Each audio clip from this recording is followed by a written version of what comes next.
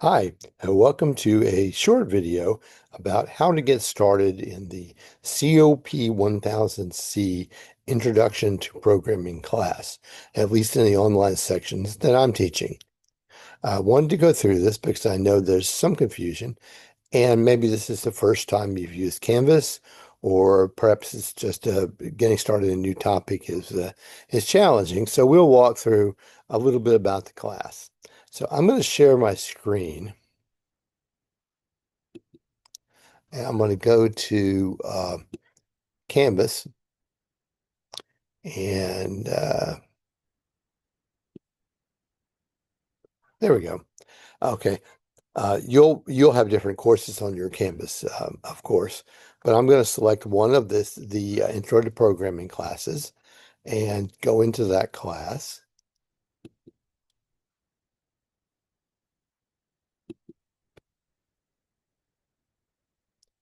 And this is what the class looks like when it pops up on your screen.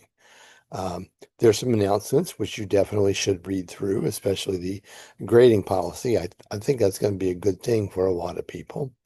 And I'm going to talk, most of what I'm going to say today in this video falls into that announcement, best way to navigate this course, because I'm going to talk about how you should approach the course to get the most out of it.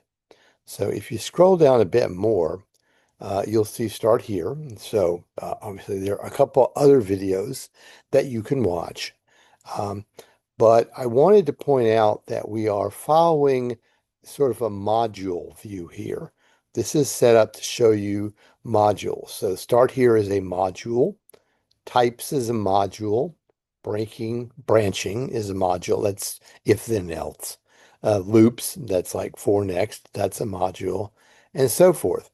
So this view, the module view, not only lets you see the assignments that you have to accomplish, it also shows you other information I may have added that's relevant that doesn't show up directly in the assignment. For instance, links to help you out on the assignment, background information, and all that kind of thing. So this is the best way to navigate the course as far as I'm concerned. A lot of folks start over here on assignments, which I'll click on. And this shows you, of course, a list of all the assignments and discussions, which are a lot like assignments where you share your output. It shows you all the assignments in the class. And you can go through this clicking on assignments and doing them. However, you miss a lot of information this way, and it can be confusing because the assignment may not fully explain what it is you need to do. The explanation for what you need to do may be in the module on its own link, and you won't see it if you're navigating by assignment. So I suggest you stay in the module view and go that way and just go week by week, essentially, or go at your own pace, really, through the modules. All the assignments are open all the time. You should not have to wait for anything to open except exams. And if you do hit something that's closed when it shouldn't be, please let me know and I will open it up. That's to enable you to work as much as possible at your own pace. Now, sometimes there are some assignments where we're sharing, say, some output or some code between two students or two or more students. And in that case, you are tied to the time when there's enough stuff available in the discussion for you to proceed. So I'm not saying you'll never get blocked because you could come to an assignment and you need some output from another student and it isn't there.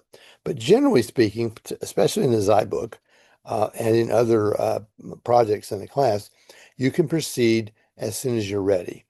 Uh, I've also set up suggested due dates. The due dates you see here are suggestions. What does that mean?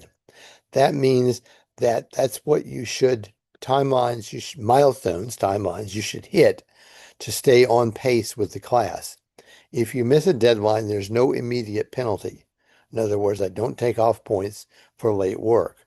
I accept work whenever you turn it in, and I grade it whenever you turn it in as if it were turned in at the due date.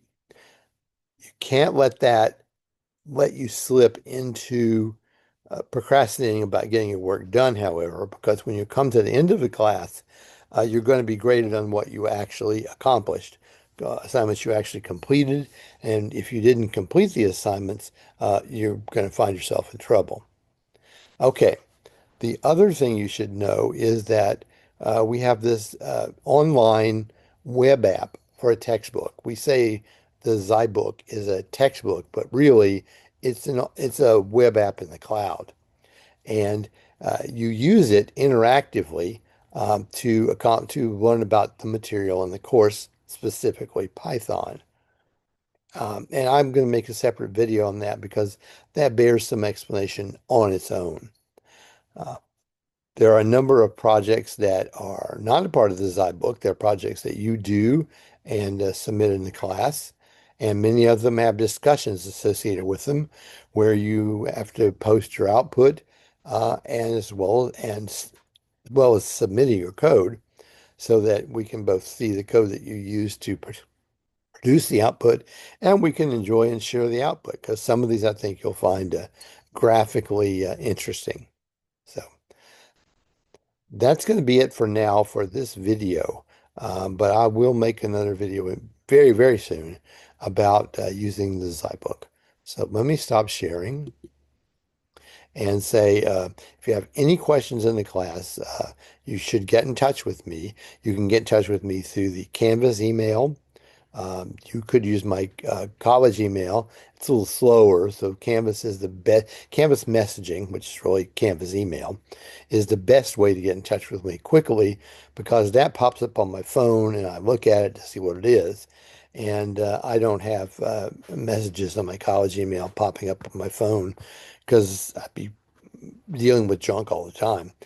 Also, you can always leave a message for me on my office phone, or if you're desperate, you can text me on the text number I provide in the syllabus, and we'll arrange somehow to get together by Zoom if necessary and get you unstuck. So there's lots of help available from me.